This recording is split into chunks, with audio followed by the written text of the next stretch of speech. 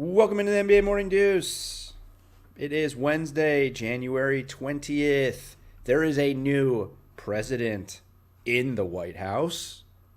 We could really just end the podcast right there, right? I mean, that's really the news of the day. That's all anybody really cares about, right? Yeah, well, geez, you didn't tee me up to do the time. Well, what time is it? It's 11:31 p.m. That's pretty important to me.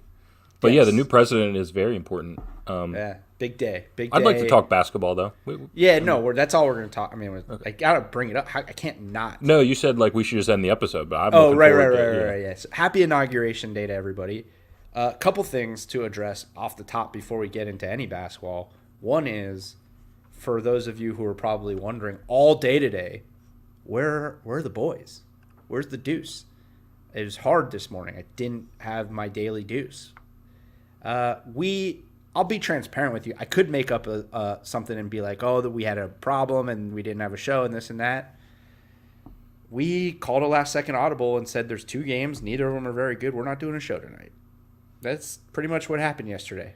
And hopefully that doesn't irk you too much. I know we promised 5 days a week, but some days, in a way, sometimes you got to recharge the batteries. Yeah, in a way, we were looking out for the listener, not to waste 30 minutes on a podcast about 2 games that suck shit. So right, exactly. Yeah, what was the point? I know you would have listened anyways because you love us and you need us and you fiend for us. But we're back like we never left. That's the first thing. Second thing is, I need to shout out a listener of this podcast and say happy birthday to my dad. Now, it's a very unique birthday. This is 1 year ago today, he had a bone marrow transplant because he had leukemia.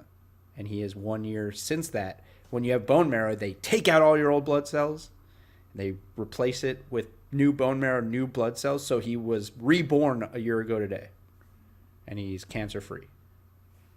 But is it also his birthday? No, it's his 1 year birthday. Oh, it's his 1 year. He's 1 year old from getting all of everything replaced. I thought he had a bone marrow transplant on his birthday, which would have been unbelievable. But I guess it's very confusing how I explain that. But no, we celebrated. Either way, I had a Zoom call earlier today for his 1 year. We called it's his 1 year birthday.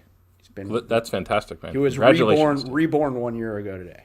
I don't think I've definitely never met your dad. I'd like to, but congratulations. Yeah, I think you would. Yeah, I think you guys would enjoy each other. Yeah. So shout out to Moti or Marty. Some people know him. I call him Moti. Marty Levin. There you go. Okay.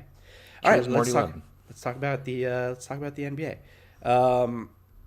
And so before we get to the games, 9 games tonight. There was supposed to be 11, but of course, as has become the standard in the NBA, the Wizards did not play tonight. Will they ever play again? I was thinking that Vegas was going to have a prop out soon. Who plays first? Kyrie Irving or the Wizards? But Kyrie Irving played tonight, so that would have been a losing bet on my end because I would have taken the Wizards. I think I would have too. I did not think Kyrie was going to lace him up tonight. But also, we found out today that the Grizzlies game was canceled because the Grizzlies are contact tracing. Woj, the man who knows about basketball, reported today that 11 players have tested positive for COVID in the past week. So it does not seem like the new protocols have changed anything, although they've only been in place for about a week. So maybe they will, but it doesn't seem as though they're going to change anything. There was a report also today that the league may have players get vaccinated as a PSA to people to get vaccinated, which seems absurd.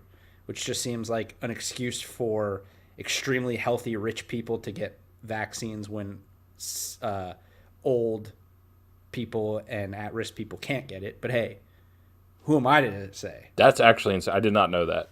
If there's one thing we don't need a PSA about, it's probably about the vaccination. That's not necessarily true. There are a lot of people, me and you don't need a PSA. There are a lot of people who are like anti-vaccine and don't trust it because it's so quickly and new. And there are people, but it is just too perfect of timing that a league that's on fire with COVID that can't afford to lose any money is like, we're going to do you guys a public service by giving all of our millionaire healthy players vaccines.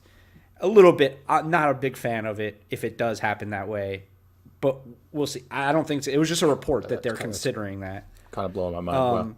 But then the other question that we were sort of discussing was, your Sixers game, what was it, Sunday or Monday, whatever it was postponed because of contact tracing because they played the Grizzlies. And Jonas Valanciunas was also out the next day. And my question was, how are the Grizzlies playing this game? And then today, the Grizzlies game gets canceled because of contact tracing. I would assume because somebody on their team has COVID, I would assume that there's a potential that it's Jonas Valanciunas. What is happening? You said it best. There are no rules. They're making it up as they go. It really seems that way. I mean, I've mentioned this a couple times. The tip of the iceberg for me in terms of confusion was when Seth Curry had tested positive and was on the bench, and the Sixers played, I believe it actually was a team that went to Memphis. And it just didn't make any... The team that the Sixers played, it's escaping me right now, just went to Memphis and played the next night. So contact tracing does not make any sense in terms of like a standard protocol because they're just kind of winging it. It really seems that way. Maybe there is this elaborate equation that they're determining what games should be canceled and what games shouldn't be, but we can't figure it out. It's not even that like contact tracing it makes sense for them to potentially be contact tracing or whatever it is. What I wonder is what's the standard of contact tracing to having to postpone and not having players it truly makes no sense to me at all that the Sixers would have to postpone a game for contact tracing because they played Memphis. But Memphis doesn't have to postpone their game.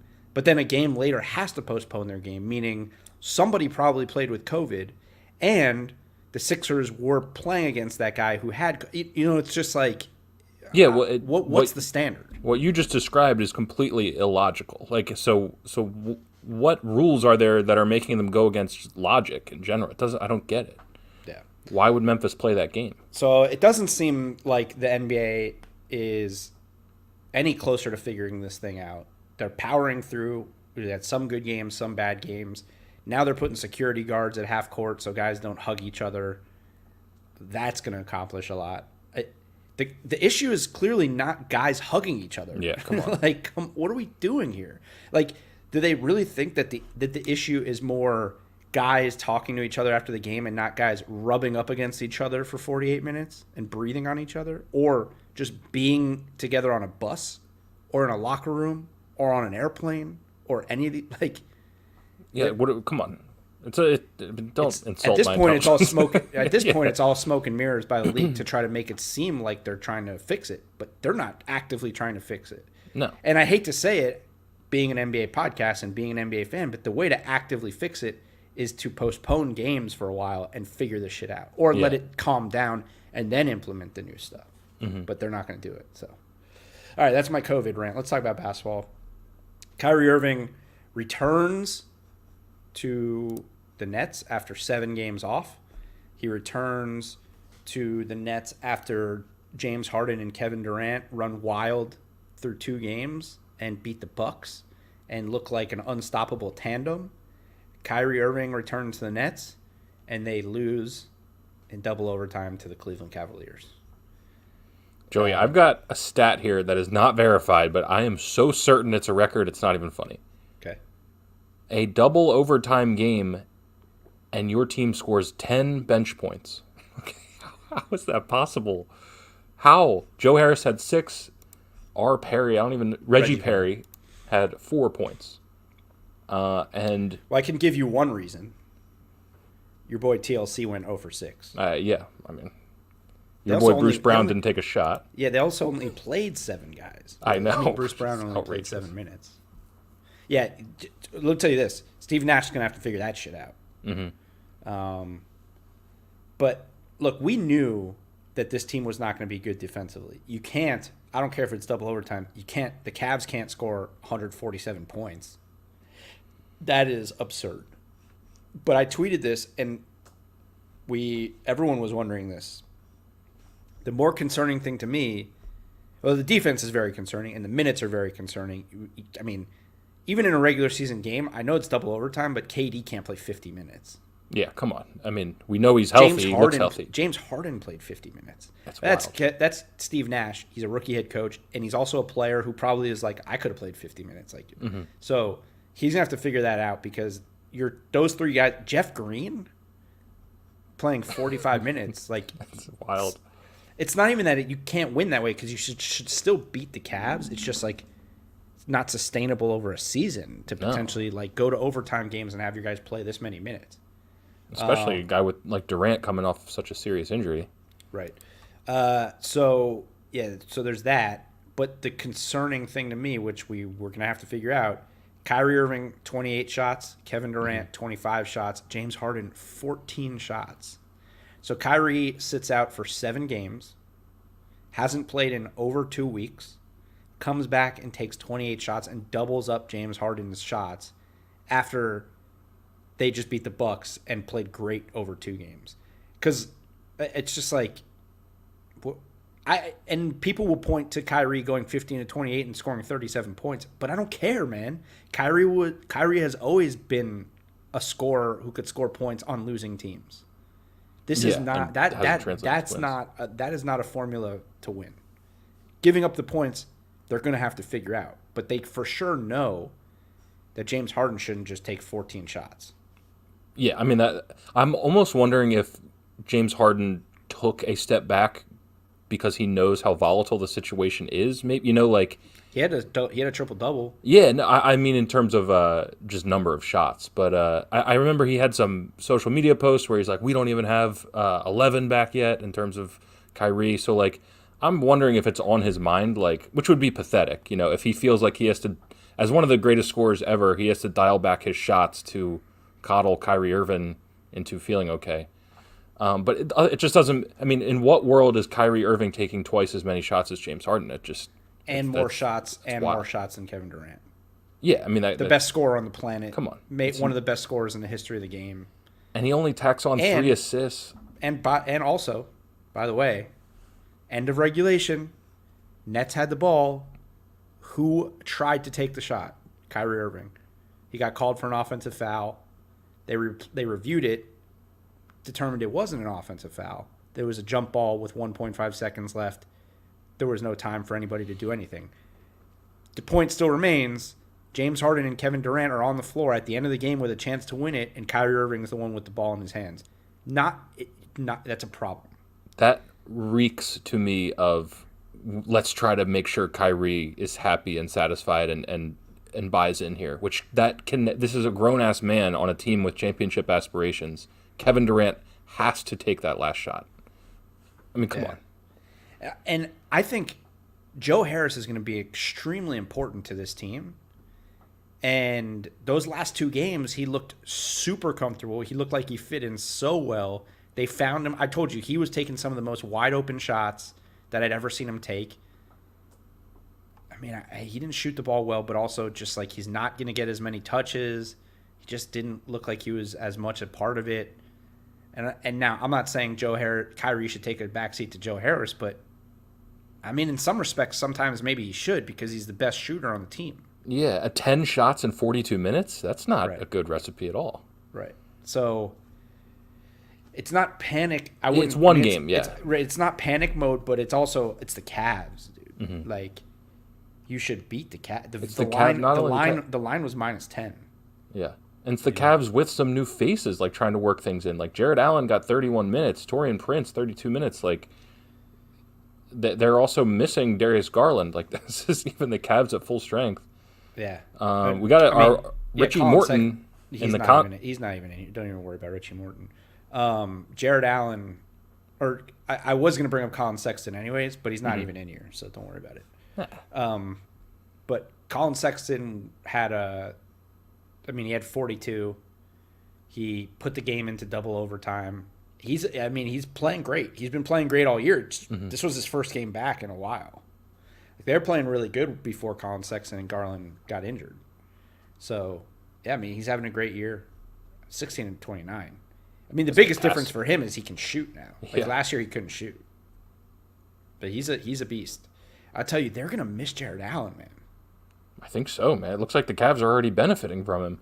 Well, they still gave up 135 points, Yeah, but they're playing against the best offensive team in the league, I would assume. But the Nets, the Nets defense, understandably so, over the last 3 games since they traded Jared Allen, has been atrocious. They're still gonna have to pick up guys. This is not the roster we're gonna see at the end of the year for the Nets. I don't think they'll make moves. It almost can't be. Yeah, they got to do something. But their defense is just so bad. The shots are concerning, and the defense is so bad. It's so bad. And DeAndre Jordan's not even playing that bad, but that's it. I mean, outside that Jeff Green's actually playing really well offensively, but I mean he's old, and he's not even a natural 4. Kyrie Irving's a sieve. James Harden's not very good defensively. KD's good, but I mean, KD's not a stopper. He's good. He can be a stopper, but you don't want him to be a stopper for 48 minutes. Right. Or 50 in this case. Yeah. So, I mean, we thought that there'd be some issues, and it's only game 1. But those are some glaring holes that they're going to have to clean up. The shots, though, we'll see what happens next game. I mean, but I got to imagine 14 shots for James Harden's got to be like one of his lowest field goal attempts in the last few years. I would assume so, yeah. It looks like, I don't know if intentional is the right word, but it looks like he maybe was trying too hard to. The ball stops when it gets to Kyrie Irving.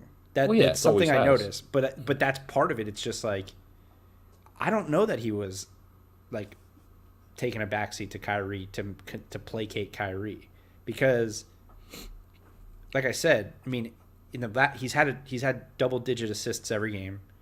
He's finding KD. He had more assists in his first game to KD than Kyrie's had in any single game, and everybody was eating. Joe Harris was getting buckets. Jeff Green was getting buckets. Guys were getting buckets off the bench. This is just Kyrie. This is more just Kyrie. When the ball touches his hands, it doesn't move. And, I mean, he had 3 assists, 4 turnovers. He did shoot the ball well. They did score a lot of points, so I guess you can't harp on it too much. But in the end, this is going to be a problem. Like, James Harden's not going to accept 14 shots a game. Well, and if there's anybody... Especially if they're losing. I mean, if there's anybody who realizes and understands what you just said about the ball stopping, it's Kevin Durant, who got away from Russell Westbrook and goes to this Warriors team that the ball moves beautifully, wins 2 championships. Like, he's not going to put up with that. He's not going to put up with Kyrie getting in the way of a 3rd title. And also coming back after 2 weeks off, and again, this is a Steve Nash thing. Doesn't play for 2 weeks and comes back and gets 50 minutes and 30 shots, basically. It's crazy to me. I don't get why teams keep doing this with Kyrie. Why teams keep bringing Kyrie in and like catering to Kyrie Irving, who is good. Like, you know what I mean? Like, really good offensive player. Fantastic offensive player. All-around player. He's good. Are they still thinking there's like the upside for him to be a franchise player? Because they got to know at this point he's not a franchise player. Kyrie Irving. They also could be just hoping he puts up crazy numbers to make him more tradable. Maybe. I don't know. I mean, we did mention that sort of. I still think that is the ideal scenario. Let him just go nuts and get buckets. But if they lose, no one's going to care. Like, if he's getting 37 but they're losing, they're going to say, oh, well, he's messing up the team because they won 2 games without him. Yeah, pretty convincingly. A bad team still might do it and just think they can make something out of Kyrie Irving. But I'm on the trade I've been on the trade Kyrie Irving bandwagon the whole time. So, all right, let's move on from that game because Kyrie's he's just frustrating to talk about. Yeah, he really is. He also you saw his press conference, or you saw some of the clips from his press conference. He's just such a dick, dude. Like, he was very, what's the word I don't know what the word I'm looking for is because I'm a little tired, but he didn't answer anything. He didn't explain himself. Like Malika Andrews said, she was like, do you think that did you know you were breaking protocols? When you did. moving on. Happy to be back. I'm moving on from that. That was his answer. And then it was like a 2-part question. And then they tried to move on to the next person. She goes, "Oh, no, wait. Can you answer the part about the protocols?" And he just said the same thing. He's like, "I'm moving on from that." So it's just like he's an asshole. He doesn't want the media to make things up about him, but he won't explain himself. And then when they ask him easy questions, he's an asshole. Yeah, I'm actively telling myself right now not to get fired up because I feel like I could just talk about this for 10 more minutes because I'm so frustrated by the guy. But what am I going to say? We know who he is. Yep. All right. I didn't get to watch this game, but your Sixers, I guess you could call it survive the Celtics. Probably a word I would have Jason used. Tatum's still out because of the COVID stuff. I'm guessing at this point he had COVID. I would think so, or symptoms. Maybe he's But did they say I don't know if it was ever announced that he had COVID. Right? He's been sitting for health and safety. The only thing I saw was health and like protocols and stuff. But he had to. But he's the last one still out. Like he had to have COVID. I would think. I think so, but I didn't see that tonight on the broadcast or anything. I mean, the Celtics look damn good without him. They played fantastic. Daniel Tice, I think, had a career game. I think his career high in scoring is 25, and he had 23 tonight. He was just 23 and 10. Just really good for them. Kemba Walker was unstoppable. I think he had 17 in the first quarter and finished with 19. So, Kemba Walker not on a minutes restriction. They probably would have won this game. There's a lot of reasons that the Sixers got this win, and they aren't necessarily because they played fantastic. Joel Embiid, he's just so dominant. A lot of people on Twitter talking about him for MVP already. If he can stay healthy and play 65 games, I think he's going to be the MVP. His number, he is their only scoring option. And now let me pose a scenario to you. Instead of taking 5 threes, he takes 5 field goals or gets fouled 5 times, and he has a 50-point game. He could. Although they did say on the broadcast he is shooting a career high from 3 at 39%. I know you don't care about that. He is not shooting 39% from 3. They said. No way. I'm double-checking that. I'll double-check it. You keep talking about this game. I'm checking it right now. Yeah, he's shooting 39%. Bullshit. I don't buy it. Check it. But no, he was absolutely fantastic. Tobias Harris gave you a good game. He's playing better for sure than he was last year, but I think myself and Sixers fans want a little bit more. Ben Simmons took 5 field goal attempts. He's horrible. I can't stand watching him. I really can't. But he did get to the line 10 times, and he played fantastic defense. He's shooting 35.8% now, buddy. Well, after tonight's game? Yeah. It dropped 4 percentage points? Yeah, because he doesn't take that many threes. He entered the game shooting 14 of 30. He's 14 of 30. Wait, no, hold on. I did that wrong. 14 divided by 38. Joey has an actual calculator out. 36 divided by 8. 36. What am I? 36.8%. Okay. Look, I'm with you. He should shoot less threes, but he shouldn't be shooting 0 threes. No, but he should absolutely be shooting 0 threes if it's the difference between 42 and 50. They won the game. I mean, without this is, again, getting back to my point about how difficult it is to evaluate things right now, because I truly believe if they had Jason Tatum, they get smoked tonight.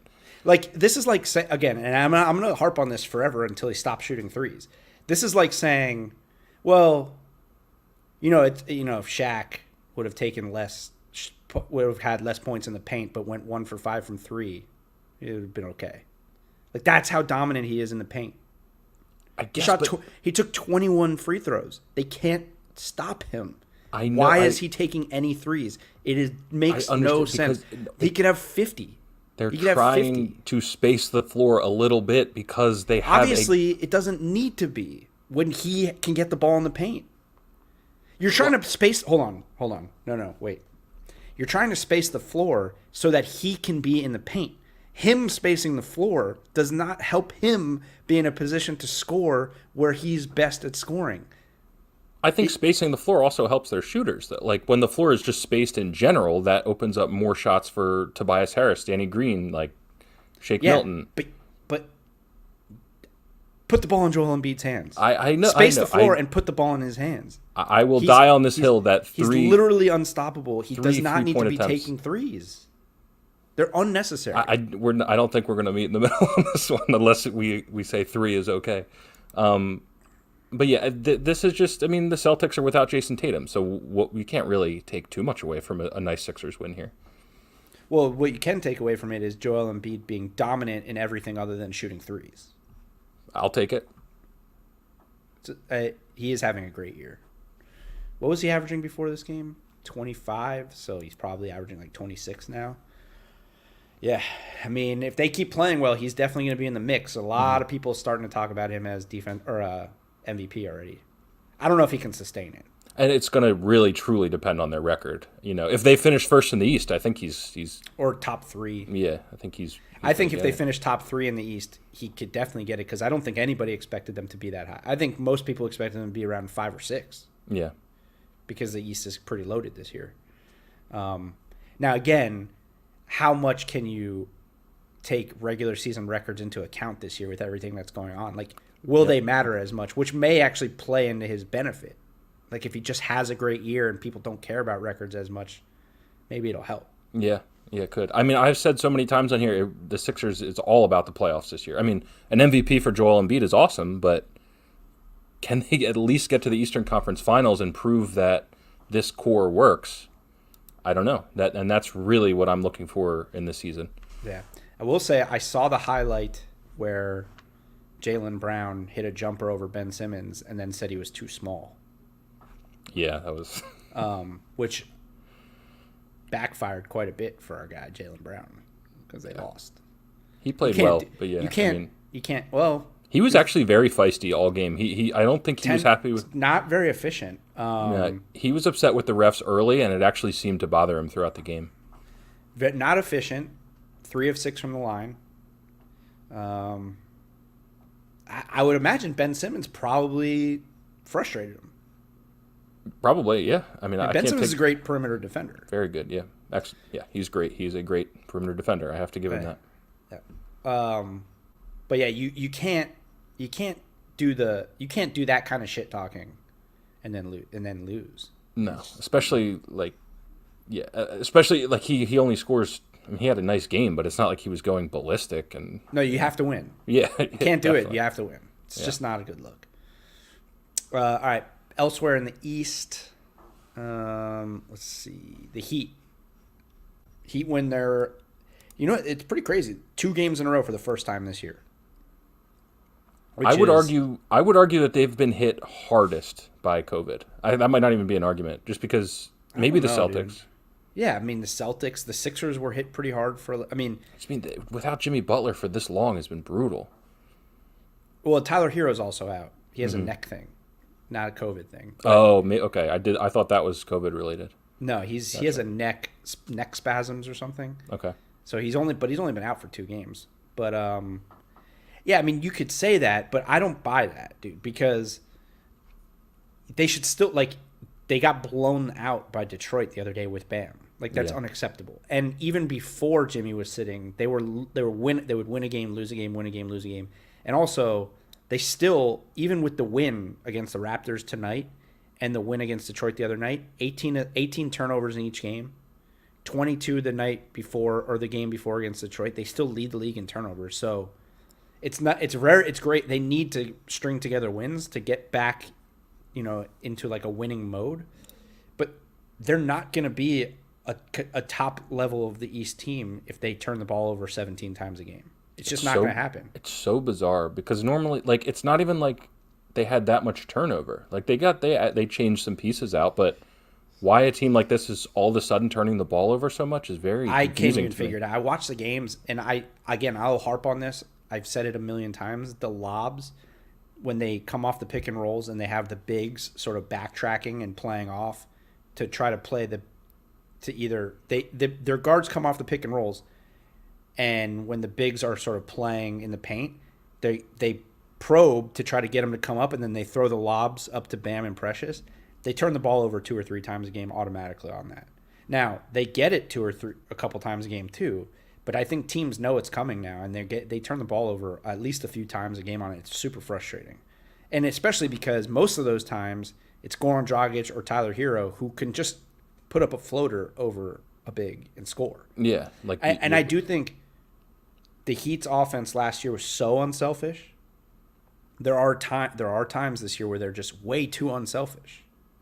And they're trying to make an extra pass, or they're trying to make a good looking pass instead of like, just go get a bucket, dude. Yeah. Jimmy Butler does that all the time when he's playing.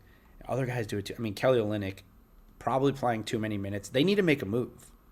This roster, again, this is another team who I can't imagine that the roster stays. Kelly Olynyk plays too many minutes, and I think Precious plays too many minutes. He's going to be very good. He only played 14 minutes tonight, but he's going to be very good. But he's young, like he's just can't. I don't know. I wonder. And again, also Kendrick Nunn had 28 tonight, like, which is great. I would trade him tomorrow. If I was the Heat, I would trade him tomorrow. To bolster the backcourt a little bit, or no, to go get a front court player. They need. I'm sorry. Yeah. Sorry, front court player. Because when Avery Bradley and Tyler Hero and Jimmy Butler get back, Kendrick Nunn's not going to play a ton of minutes. Mm-hmm. His value is never going to be higher than it is after these past two games, because he basically is the reason why they won these last two games. Mm-hmm. And the problem is you can't trade like Avery Bradley or Myers Leonard or Mo Harkless until till February 6th or 7th, and you're going to have to probably package him because he doesn't make any money. So you're going to have to package him with someone else. But I feel like somebody would take him. Oh, I definitely think so. A bad team trying to get if you're the Rockets, younger, if you're the Rockets, would you take like Mo Harkless? I guess Mo's probably not enough. Or would you take Avery Bradley and Kendrick Nunn for PJ Tucker? I don't know if that would be enough, but again, we crossed this bridge the other day where my value for PJ Tucker was ludicrously high. But he only makes $7 million, so you have to also take that into account. Yeah. So I don't know, but they do need to make a move. They got to get better in the front court. It's just not. You just can't sustain the way it is. But I mean, Duncan Robinson's so damn good. I was in a group text with some Heat fans today, and the more I think about it, if you can do Tyler Hero and Duncan for Brad Beal, you probably got to do it. Like we were thinking about the idea of Brad Beal, Jimmy Butler, and Bam. That might be better than Kyrie Irving, James Harden, and Kevin Durant. Like all around. All around, it's definitely not. It's Kevin Durant, and then it's everybody else. But then when you talk about everybody else, right, and you start to factor in defense, then it gets pretty interesting. Yeah. So we'll see. I think they're going to be active. I can't imagine Riley's looking at how they're playing right now and thinking that they're going to just sustain like this. But we'll see. All right, Mavericks get a win over the Pacers. The Pacers are struggling without Miles Turner. They are not very good defensively since Miles Turner's gone out. But the Mavs, more important, I guess the Mavs really needed to get a win. But another Luka, since he apologized, only took 15 shots, had a triple-double, only 13 points. Porzingis went off, and Trey Burke went off. But it's weird, man. Yeah, I'm not sure this is the recipe. I don't know. I'm fine with Luka taking a lot more shots than this. I mean, it's great to get a win, but the Pacers still are without their one. I mean, they give up Oladipo for LeVert and don't get LeVert in the lineup, so. Well, he's not going to play. I think the GM said 6 to 8 weeks. Right. So, I mean, Mavericks get a nice win, but it is against an underhanded team or an undermanned team. And I would say more importantly than Karis LeVert, it's Miles Turner. But I mean, they don't know. They haven't even played Miles or Karis LeVert, but Miles Turner is Defensive Player of the Year at this point. Mm-hmm. So I'm just saying, there's two guys that should be getting major minutes that are gone. Yep. So I don't know. If Brogdon I'm Luka, and Sabonis both played really well still. Yeah, I'm not worried about the Pacers at all. They're in a little bit of a bad stretch, but I think if they can, Mavericks still don't have four. Or Mavericks might have been hit hardest too. Mavericks are still without 4 guys from COVID. Yeah, three starters, I think. Right? Dorian Finney-Smith, Kleber, Josh Richardson, Dwight Powell. Yeah, Dwight Powell. Yeah, they've been hit pretty hard. Yeah. So yeah, I don't know. I've said recently, I can't remember if I said this to you on a text or on the show, but I really don't care about triple doubles anymore. So, I mean, it's great. Like, Luka played fantastic, but I'd like to see him. I mean, I'd rather him score 25 points. In a row now. So I'm going to be interested to see where this goes with Luka, because they lost that game when he had a 35, 15, and 15, or whatever it was. Mm-hmm. He apologized after the game. He said it was on him. He said he was selfish. Now, this is 2 games in a row where he doesn't take a lot of shots. He's not very efficient. He doesn't score very much. They beat an underhanded team or a shorthanded team today. But I'll be interested going forward. Is there something going on there? Did did someone say something? Is he trying to prove a point? Or is he tied? Like, what's the deal? Because it's weird if this becomes a thing where he's just like not shooting the ball a lot anymore and he's not efficient. All of a sudden, after being a 30-point-a-game guy, is there something going on there? I wonder if the pressure of being the MVP front runner at 21 years old. Yeah, it's possible because people are expecting you to win a ton of games, and if you once you get into that conversation of MVP, if you put up numbers and don't win, it's easy to go get crushed immediately. Yeah. But I don't know. We'll see what happens going forward. You obviously can't bang them too much for a win, but 15 shots, 5-15 from the field is bad for Luka. Even in a win, it's bad. I know. If I'm Rick Carlisle, I'm telling him But that's what I'm saying. What's going on? What's the thing? Something. Because he apologized. He apologized for being too selfish. And now he's being way too unselfish. I think. I don't know. I mean, we'll have to see if it translates to wins, but I'm not ready to say this is a great win just about what we just talked about, Yeah. All right, let's keep going. Magic get a win. I guess a nice win for that. They haven't been playing really well, but Cole Anthony got his first game winner of his career. And this was I was shocked when I got the alert. I didn't even see the ending of this game because they were getting beat really bad. I was pretty shocked too at the final. They were down by a lot, and they came back. Man, the Timberwolves. This is an unfortunate season for these guys. It really is. Super unfortunate. I mean, not like they were going to be great, but like we talked about, the West is so wide open. But man, they are so bad without Cat. Yes, they're just so young. This was, to me, it looked like a year where they could get some wins and maybe hover around that 500 margin or a little beneath it and develop their young guys that way. And instead, they're just, this has got to be a demoralizing loss for them. Sure. D'Lo's playing well, but he's just not enough. It's not enough for him and then just a ton of first and second year players. It's too tall of a task for him, I think. Yeah. They're going to be in big trouble until they get Cat back. Yeah, Magic got Fournier back for the first time in 10 games. He had 24 and 28 minutes, so that's huge for them because they just can't score the ball. They've been decimated not even by COVID. These injuries are ridiculous. Well, they have two season enders, and then Fournier's been out with back spasms for 3 weeks. But they can't score, so getting him back, they still won with 97 points. That just tells you where the Timberwolves are at. God, the Timberwolves. They're rough. And neither of these teams. It's going to be tough. It's going to be uphill, I think, for the Magic to get back to the playoffs this year. I think. Well, that this play-in situation is going to help them immensely. I think they'll at least be in that the 10 seed to be able to. I don't know. They strike me as a team that, as the season goes on, because of the injuries and just the way they're built, they might go on a couple slides here. Yeah. So I mean, who knows? But. Yeah, I think the Raptors, as bad as they are, could play their way into that play-in situation. That's who I think will benefit because I think they're just not even necessarily talented enough, just experienced enough to win some of these games and just sneak in with enough wins to get into the play-in. But we should say I'm not considering those play-in teams playoff teams. How about that? Moving on, when I say playoff teams, I'm talking about 1 through 8 in each conference. Right. Yeah. I didn't even think about the play-in thing. I guess it's kind of been in the back of my mind. It's Yeah. All right. Let's see. Oh, yeah, the Hawks. Hawks are also a relatively surprising win because they were not surprising that they beat the Pistons, but they were getting beat most of the game by the Pistons too. And then Trae Young kind of went off in this one, but they still don't seem totally right. He was struggling for a lot of the game until he went off.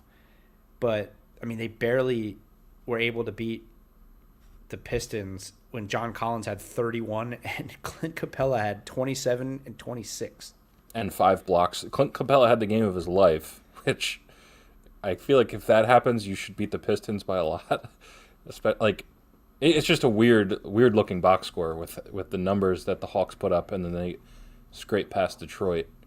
Jeremy Grant goes for 32 again. I'm ready to just be like, I was so wrong about Jeremy Grant. He is an absolute number one scorer, but I'm still a little hesitant because I don't know. I just what's going on with this guy? Is he making a leap? Like, I mean, could he win Most Improved Player this year?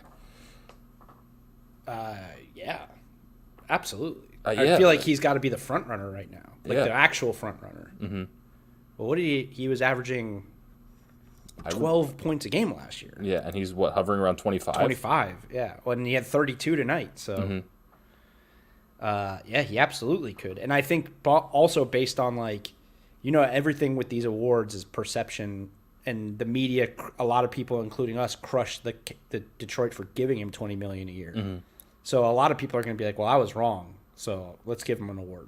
Yeah, and I don't think team wins have anything to do with Most Improved Player, so he'll be fine there because Pistons at the end of the day are 3-11. So maybe Brandon Ingram got it, and they didn't go to the playoffs. So maybe that's where I will pat myself on the back in saying that if he is your number one scorer, that's not necessarily a great thing for a team in terms of winning. But I thought that because I thought he wouldn't be able to be a good individual scorer. I definitely didn't think he'd average 25 a game, no matter how bad the team was. Yeah. But the Hawks, back to the Hawks, I just don't. There's something. I mean, they squeak out a win against Detroit, but they still don't seem totally right. And this is another team brutalized by injuries right now. Mm-hmm. Still no Gallo. Bogdanovich is out. DeAndre Hunter didn't play tonight, that could be a big reason why their defense was awful. I mean, he's their best wing defender. Cam Reddish is out. Cam Reddish has been out for a little bit now, too, so it's just, I don't know. But that being said, the guys who are considered to be your two franchise players in Trae Young and John Collins are playing, and you're playing the worst team in the NBA. So it should be an easy win. It shouldn't be a struggle. Right. So, yeah, I'm not totally bad, but Clint Capella, dude, what was Daryl Morey thinking last year? I don't know. I was just looking at his numbers. He was averaging 13 and 13 last year. It's a bad one. He's always been really good, hasn't he? Never been great. He's not this good, but once James Harden turned the corner. Well, no, I guess he was in the league basically right around. What year did Harden get to Houston? Do you know off the top of your head? I don't know, but Capella was Dwight Howard's backup. Yeah. Okay. Yeah. So, I mean, he was so good. James Harden's MVP year, and then kind of fell back to earth. I feel like a little bit, and I don't know. To me, he's just a very, very good starting center. I'm assuming they traded him because he didn't fit D'Antoni's system, but that's just such a terrible way to build a team. You can't build a team around a coach's system. Yeah, especially when you have a guy that's clearly an NBA, a very, very good center in the NBA. You got to utilize him somehow. Yeah, well, man, Hawks got a good one. He's still pretty young too, but they have some stuff I still think they have some stuff to figure out. Yeah. All right, last few games, the late games. Phoenix beat the Rockets by 6. Probably not very indicative of how this game went. Phoenix was blowing out the Rockets basically the whole game. So, again, I guess starting with the Rockets, still no John Wall, but I told you, the honeymoon. What are they now? I think they're 1-3 now since they traded Harden. That sounds right. Yeah, let me check for. Yeah, they beat the I think they beat the Spurs the first night and then have lost 3 straight. Yeah, it's going to be a. I mean, maybe getting John Wall back will make them that much better, but it's going to be a rough up and down year for these guys. I think so too. I mean, at least you can take solace in the fact that Christian Wood is scoring the ball. Like, it's not like you handed out an absolute bogey of a contract to that guy. So, and Oladipo is still. There's room for him to get back to All-Star form. You think so? Like, He's gonna. He's gonna become a chucker on this team. I think. Maybe. I mean, he was 7 to 20, 22 points on 22 shots tonight. Especially if he doesn't really want to be there. Well, no, it's because he's working on that contract. Yeah, and to get to Miami, apparently, right? We think. I guess he wants to be there. I don't know what the deal is with that, but regardless, you could take where he wants to be out of the equation. He's going to be a free agent, so he can choose to go wherever he wants. It's not about trying to get traded. Mm-hmm. It's about raising his value to show that he's back to the level he was before his injury. He took 22 shots. Yeah, like that's. Man. I mean, Steven. If you're the best player, I guess that's what happens. But 7 to 22 is not good. No, I feel for your boy Steven Silas, man. And it's just such. I just hope. Again, I think I've talked about this, but I just hope that like it's one of those situations where they brought him in and said like, this year's going to be a mess. Just do what you can this year, and we're going to rebuild this team. Hopefully they give him a little bit of time because obviously this is such a messed up season for this team. How can you blame anything on the coach? Yeah, I think any rational person would arrive at that, but you never know what these owners are thinking and what their expectations are. Plus, PJ Tucker, I don't think wants to be. No rebounds in 20 minutes. 2 shot attempts. That's not. That's weird. That's not the end of the world, but 0 rebounds. Yeah, that's got to be one of his. He was minus 23 when he was out there. Woof. Yeah, and he's a guy who I think wanted out from the beginning of the year, anyways. So yeah. He'll probably be gone soon. So, yeah, it's a tough situation for them. Phoenix, can a guy in his second year get Rookie of the Year or third year? Get a Most Improved Player? He definitely can't get Rookie of the Year. But who are we talking about? DeAndre Ayton. Yeah, he's putting up some numbers, but I think Mikal Bridges is. I mean, he didn't have a fantastic night tonight, but they've got a bunch of guys on this team that are taking steps forward and. Dude, it's got you got to point to Chris Paul when you see stuff like that. He makes everyone around him so much better. Ayton had 26 and 17. 5 blocks for him as well. You know what's wild to me? I just said, can DeAndre Ayton get Most Improved Player? His scoring is down 6 points this year. Well, his rebounding, I'm assuming, is up or no? No, it's the same. Okay. This dude's averaged 16 and 10 his rookie year. He averaged 18 and 10 or 18 and 11 last year. Now he's averaging 12 and 11 and a half. But they're winning games. So. Mm-hmm. You know what I was thinking about today? Actually, Devin Booker is probably the biggest star in the NBA that we've talked about the least on this podcast. Like, since the season started, we've barely mentioned his name. Which is interesting. It's not even. It's not that he's playing bad. It's just that he's not having to carry the load the way he has. It's almost a good thing for the Suns, because you have that weapon out there still. Like, it's not like you're relying on Devin Booker to carry you to wins anymore. When he's going to have to play excellent to do something in the playoffs, but it's this crazy. Team's Like flying it's under crazy. the radar. It's crazy where the NBA is. Like 22 points a game is just okay. Yeah, it's like hey, you're top 10 in the scoring, but no, I don't think 22 points a game. I don't. I'm sorry. I thought you said 28. I thought you said 28. 22. Yeah. Now 22 is probably top 20, mm-hmm. maybe. I don't know. I actually don't. I think it's closer to 30. I would guess. Man, there was a time. I'm sounding like the old man, but there was. I remember even probably back when I first started working in the NBA, where it was like if you average 25 a game, you're a franchise player, you're an MVP candidate. Like now, 22 a game. Devin Booker's 26 in the NBA in scoring right now. Wow. Among qualified. That's qualified guys, too. Yeah. James Harden might not even be on that list yet. Russ is not on that list. Harden's not on the list.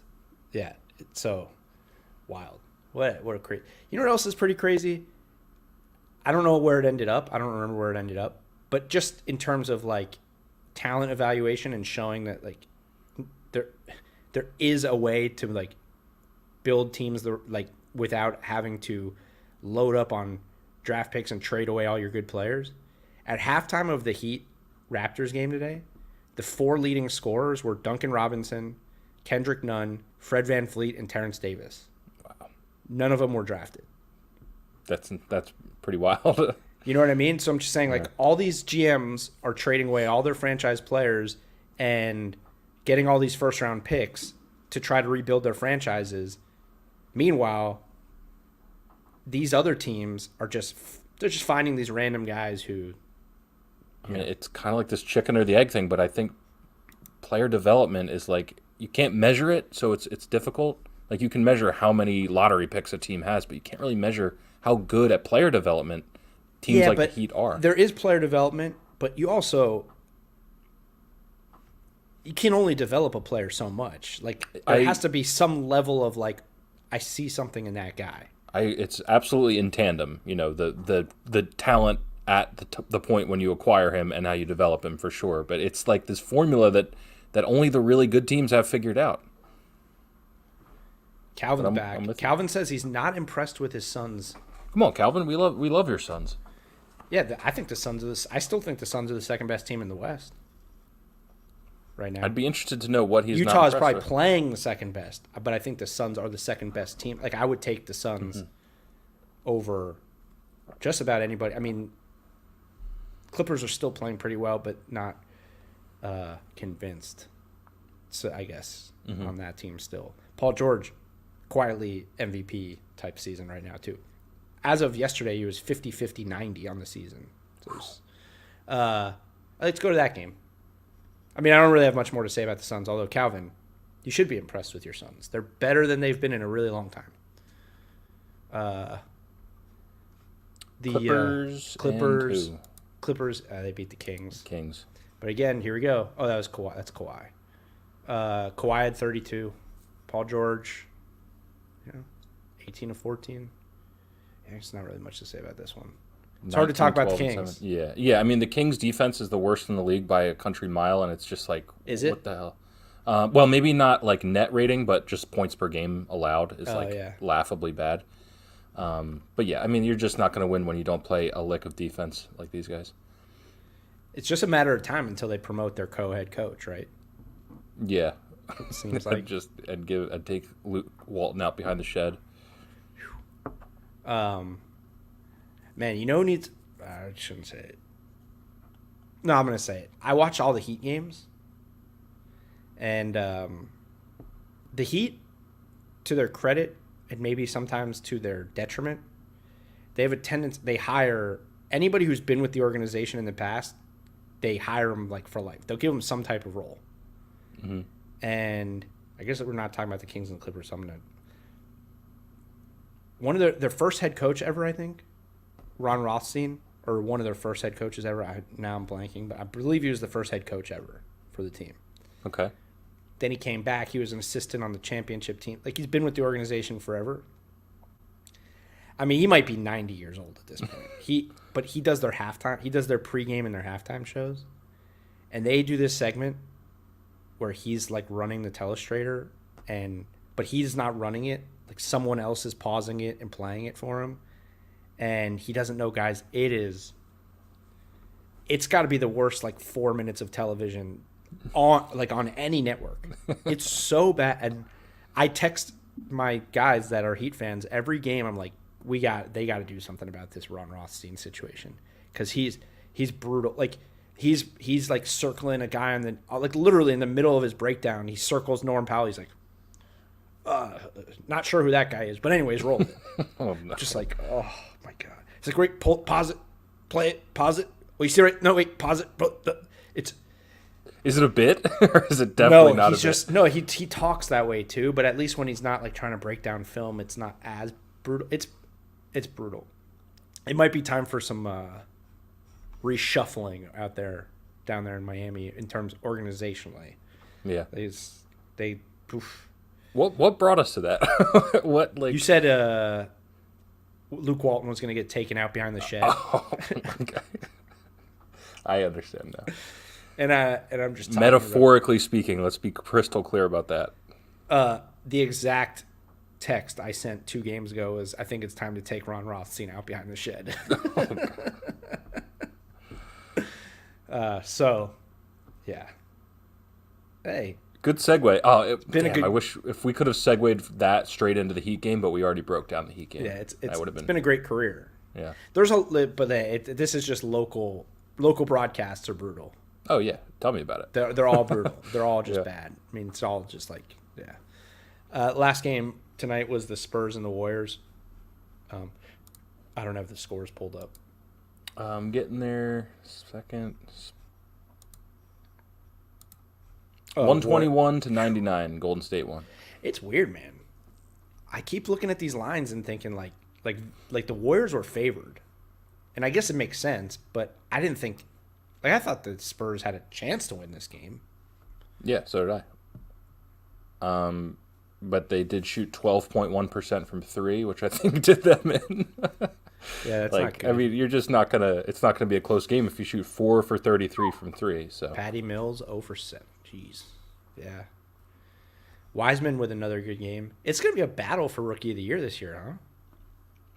I think so. There's a few really good rookies. I definitely think there's going to be stretches where like one guy looks like the guy. Like LaMelo Ball had his stretch, and now he's not that he's playing bad, but other guys are going to have that really nice streak of games. So I bet it'll come down to the wire where there's 3 or 4 guys we're talking about. Dude, I'm going to give you credit here again. You were high on the Warriors. I was, yeah, and I got a little skittish early on without Draymond, but given the situation in the Western Conference, the way they're currently playing, they could make some noise. Mm-hmm.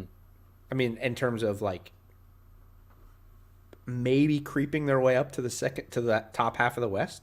I think it's possible. Yeah, I'm just relieved after how high I was on them that they do look like a playoff. Like it looks like they are a playoff team for sure. Yeah. I mean, again, the West is such a gauntlet that it wouldn't be shocking if they bowed out or something. But either way, though. Yeah, it wouldn't be shocking if they were 4 seed at this point. It wouldn't be shocking if they were in the play. Right, and that to me is more about the West being just incredible, and this team's playing well. But that's the thing. I don't know if the West is the West incredible, because there's an incredible team in the West.